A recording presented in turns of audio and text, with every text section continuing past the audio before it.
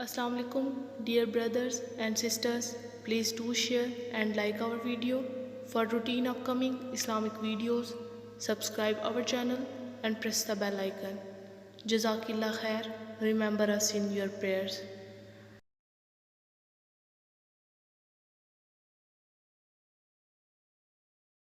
مدینہ سے 130 کلومیٹر دور ایک آبادی ہے جس کا نام بدر ہے۔ غزوہ بدر 17 رمضان 2 ہجری کو وہ پہلی جنگ تھی جو مسلمانوں اور کافروں کے درمیان ہوئی۔ جنگ بدر کا سب سے بڑا سبب یہ تھا کہ مکہ کے کافر مسلمانوں کے بہت بڑے دشمن تھے اور انہیں اس بات کا بہت افسوس تھا کہ مسلمان اور ان کے نبی صلی اللہ علیہ وآلہ وسلم ان سے بچ کر مدینہ پہنچ گئے ہیں۔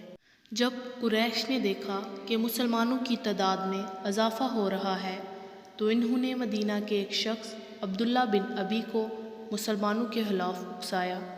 کفار نے منافقین کے سردار کو لکھا، تم نے ہمارے آدمی کو اپنے ہاں پناہ دی ہے، یا تو تم اسے اور اس کے ساتھیوں کو قتل کر دو یا اپنے ہاں سے نکال دو، ورنہ ہم قسم کھا کر کہتے ہیں کہ ہم مدینہ پر حملہ کریں گے اور ان کے ساتھ تمہیں بھی فنا کر دیں گے اور تمہاری عورتوں پر قبضہ کر لیں گے۔ عبداللہ بن ابی کے پاس اتنی طاقت نہ تھی کہ وہ کافروں کی دھمکی پر عمل کرتا، اس لیے وہ خاموش رہا۔ حضرت سعد بن معاذ جو کہ انصاری صحابی تھے اور قبلہ اوس کے رئیس بھی تھے، 2 ہجری میں وہ عمرہ کی غرض سے مکہ گئے تو اپنے پرانے دوست امیہ بن حلف کے ہاں ٹھہرے۔ خانہ کعبہ میں دیکھ کر ابو جہل نے غصے سے انہیں کہا، تم لوگوں نے بے دینوں کو پناہ دے رکھی ہے، اگر تم امیہ کے ساتھ نہ ہوتے تو یہاں سے بچ کر نہیں جا سکتے تھے۔ اس پر حضرت سعد نے کہا، اگر تم نے مجھے مکہ آنے سے روکا تو ہم تمہارا مدینے کا راستہ بند کر دیں گے۔ قریش کی تجارت ملک شام سے ہوتی تھی اور ان کا تجارتی راستہ مدینے کے پاس سے گزرتا تھا۔ انہیں اس بات کا خطرہ تھا کہ اگر مسلمان طاقتور ہو گئے تو وہ ان کی تجارت بند کر کے انہیں کمزور کر دیں گے، اس لیے وہ مسلمانوں کو ختم کرنا چاہتے تھے۔ انہی دنوں قریش کے ایک سردار کرز بن جابر بن فہری نے مدینہ کے قریب مسلمانوں کی چراغ گاہ پر حملہ کیا اور حضرت محمد صلی اللہ علیہ وآلہ وسلم کے مویشی ہانک کر لے گیا۔ مسلمانوں نے اس کا تعاقب کر کے مویشی تو چھین لیے مگر وہ خود بچ کر نکل گیا۔ یہ واقعہ گویا کافروں کی طرف سے اعلان جنگ تھا۔ اس واقعے کے بعد مسلمان چکنا ہو گئے اور انہوں نے مدینہ کا دفاع کرنا شروع کر دیا۔ مسلمانوں نے گروہوں کی صورتوں میں مدینے کے ارد گرد چکر لگانے شروع کر دیے۔ اسی دوران نبی کریم صلی اللہ علیہ وآلہ وسلم نے حضرت عبداللہ بن حبش کو 12 آدمیوں کے ساتھ نہلا کی طرف جانے کا حکم ارشاد فرمایا۔ حضور صلی اللہ علیہ وسلم نے انہیں ایک بند لفافہ دیا اور فرمایا کہ اسے 2 دن بعد کھولنا۔ حسب حکم حضرت عبداللہ بن حبش رضی اللہ تعالیٰ عنہ نے لفافہ کھولا تو اس میں لکھا تھا کہ مکہ اور طائف کے درمیان مقام نہلا پر پہنچ کر قیام کرو اور حالات کا پتہ چلا کر خبر دو۔ اتفاق سے قریش کا ایک تجارتی قافلہ ادھر سے گزر رہا تھا۔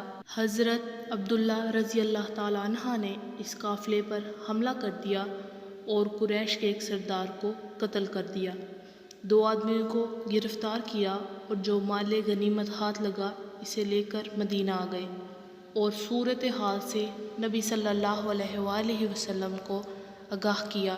جب آپ صلی اللہ علیہ وسلم نے ایک شخص کے قتل اور مال غنیمت کے بارے میں سنا تو آپ صلی اللہ علیہ وآلہ وسلم حضرت عبداللہ بن حبش سے سخت ناراض ہوئے اور فرمایا، میں نے تمہیں ایسا کرنے کی اجازت نہیں دی تھی۔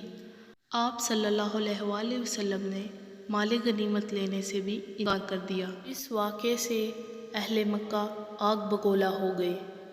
انہی دنوں قریش کا ایک بہت بڑا تجارتی قافلہ شام سے مکہ کی طرف آ رہا تھا۔ اس قافلے کے امیر ابو سفیان رضی اللہ تعالیٰ عنہ تھے۔ ابو سفیان رضی اللہ تعالیٰ عنہ کو اس بات کا خطرہ تھا کہ مسلمان مدینہ کے قریب سے گزرنے پر قافلے کو نقصان پہنچائیں گے، اس لیے انہوں نے مکہ پہنچنے کے لیے ساحل کا طویل راستہ اختیار کیا۔ انہوں نے احتیاطاً اہل مکہ کی طرف ایک تیز رفتار قاصد بھیجا کہ وہ قافلے کی حفاظت کے لیے مدد کو پہنچے۔ اس قاصد نے مکہ جا کر یہ افواہ پھیلا دی کہ مسلمانوں نے اہل مکہ کے تجارتی قافلے پر حملہ کر دیا ہے۔ اس طرح یہ واقعہ جنگ بدر کا بہت بڑا سبب بن گیا۔ اپنے تجارتی قافلے کے بچاؤ کے لیے کفار مکہ نے فوری طور پر تقریباً 1000 افراد کا لشکر تیار کر لیا۔ اس کا سالار عتبہ بن ربیعہ تھا۔ ابھی یہ لشکر راستے میں ہی تھا کہ کفار کو اطلاع ملی کہ ابو سفیان کا قافلہ بحفاظت مکہ پہنچ گیا ہے۔ اس پر کچھ لوگوں نے مسلمانوں کے ساتھ جنگ کرنے کو غیر ضروری خیال کیا۔ لشکر کے امیر عتبہ کو اس بات پر راضی کر لیا گیا کہ جنگ نہ کی جائے، مگر جب ابو جہل سے اس بارے میں پوچھا گیا تو اس نے واپس مکہ جانے کی سخت مخالفت کی اور لشکر کے امیر کو طعنہ دیا کہ چونکہ اس کا بیٹا مسلمانوں کی طرف ہے اس لیے وہ مسلمانوں کے خلاف لڑنا نہیں چاہتا۔ اس طعنہ زنی پر عتبہ غصے سے بھڑک گیا اور لڑائی کے لیے تیار ہو گیا اور لشکر کو آگے بڑھنے کا حکم کیا۔ جب نبی کریم صلی اللہ علیہ وآلہ وسلم کو لشکر قریش کی تیاریوں کا علم ہوا تو آپ صلی اللہ علیہ وآلہ وسلم نے مہاجرین اور انصار کو مشورے کے لیے طلب فرمایا۔ حضرت ابوبکر اور حضرت عمر رضی اللہ تعالیٰ عنہ نے ہر قسم کی حمایت کا یقین دلایا، جبکہ حضرت مقداد رضی اللہ تعالیٰ عنہ نے بڑے جوش میں عرض کیا، اے اللہ کے رسول، ہم بنی اسرائیل کی طرح نہیں جنہوں نے کہا تھا اے موسیٰ جاؤ تم اور تمہارا خدا لڑے، ہم تو یہاں بیٹھے ہیں، بلکہ ہم تو آپ صلی اللہ علیہ وآلہ وسلم کے ساتھ اپنی جانیں قربان کر دیں گے۔ اس پر حضور صلی اللہ علیہ وآلہ وسلم بڑے خوش ہوئے، مگر آپ کی خواہش تھی کہ انصار صحابہ حمایت کا یقین دلائیں جن کی تعداد مہاجرین سے زیادہ تھی۔ حضرت سعد رضی اللہ تعالیٰ عنہ جو انصار صحابہ کے سردار تھے، نبی کریم صلی اللہ علیہ وآلہ وسلم کی اس خواہش کو بام گئے اور عرض کیا، اے اللہ کے رسول، اس ذات کی قسم جس نے آپ صلی اللہ علیہ وآلہ وسلم کو حق کے ساتھ مسوب فرمایا ہے، اگر آپ ہمیں سمندر میں بھی کودنے کا حکم دیں تو ہم کود پڑیں گے اور ہمارا ایک آدمی بھی پیچھے نہ رہے گا۔ حضرت سعد رضی اللہ تعالیٰ عنہ کی تقریر سن کر نبی کریم صلی اللہ علیہ وآلہ وسلم بہت خوش ہوئے اور آپ نے انہیں دعائے خیر دی۔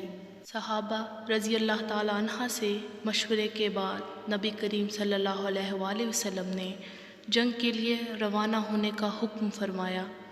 صحابہ رضی اللہ تعالیٰ عنہ نے تیاری کی اور گھروں سے نکل پڑے۔ مدینہ سے تقریباً 1 میل باہر جانے پر لشکر کا جائزہ لیا گیا۔ 9 عمر لڑکوں کو واپس مدینہ بھیج دیا گیا۔ افراد کی گنتی کرنے پر پتہ چلا کہ 313 ہیں۔ سارے لشکر کے پاس 70 اونٹ، 2 گھوڑے، 6 زریں اور 8 تلواریں تھیں۔ نیزے بھی بہت کم تھے۔ زیادہ تر افراد کے ہاتھ میں بالیں اور لاٹھیاں تھیں۔ صحابہ کرام رضی اللہ تعالیٰ عنہ نے میدان کی ایک جانب سائبان تیار کیا تاکہ آپ صلی اللہ علیہ وآلہ وسلم اس میں تشریف فرما ہوں۔ حضرت ابوبکر رضی اللہ تعالیٰ عنہ آپ صلی اللہ علیہ وآلہ وسلم کے ساتھ تھے۔ نبی کریم صلی اللہ علیہ وآلہ وسلم نے رات بے چینی میں بسر فرمائی۔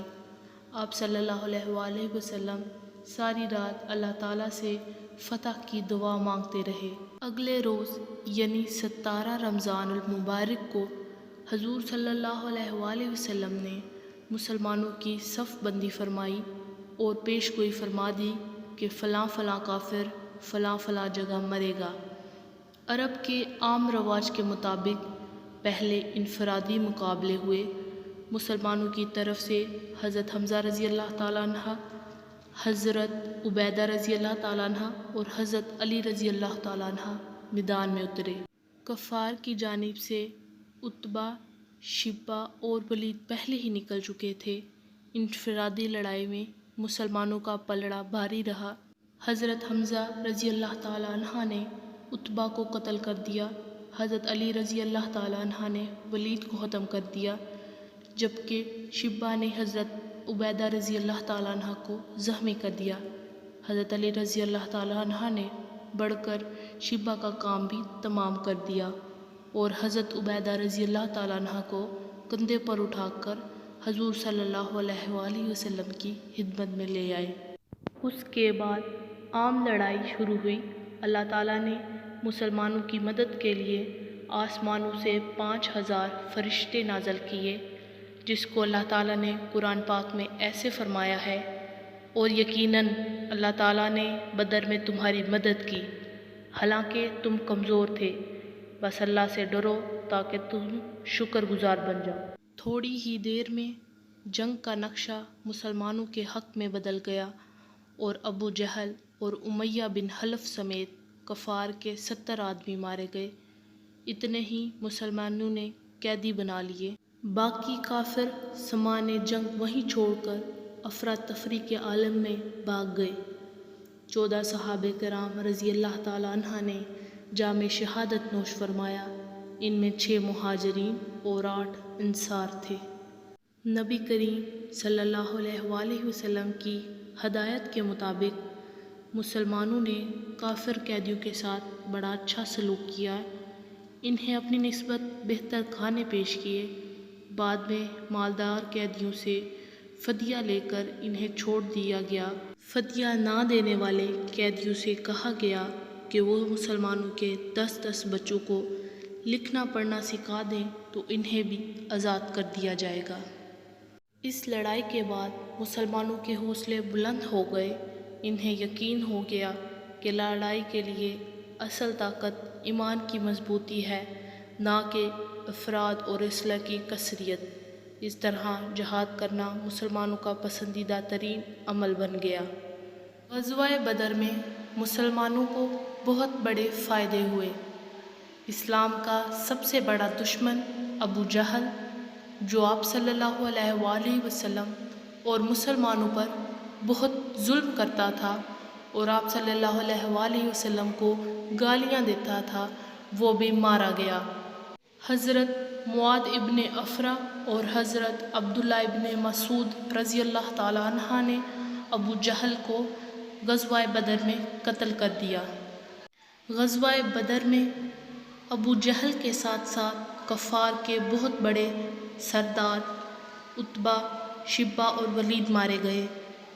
ग़ज़वा बदर के बाद मुसलमानों के हौसले बुलंद हो गए और कफ़ार के दिल में मुसलमानों का डर बैठ गया।